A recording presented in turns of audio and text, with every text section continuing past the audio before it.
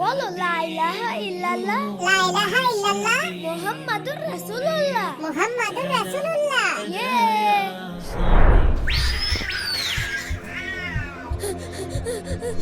আরে আমার পাখি, আমার পাখি, বাবা, বাবা, কি হয়েছে? আমার পাখি বিড়ালও ধরে নিয়ে গেছে। বাবা কান্না করো না, আমি তোমাকে আরেকটা পাখি কিনে দেবো। বাবা আমি পাখির জন্য কাঁদছি না। তাহলে কিসের জন্য কাঁদছো? আমার পাখিকে আমি কালিমা শিখিয়েছিলাম, সব সময় কালেমা পড়তো, কিন্তু যখন বিপদে পড়লো কালেমা পড়তে ভুলে গিয়েছিল আর শুধু কান্নাকাটি করছিল। আমার ভয় করছে আমার সামনেও যখন মৃত্যুর ফেরেশতা আসবে তখন আমিও যদি কালেমা পড়তে ভুলে যাই তখন আমার কি হবে?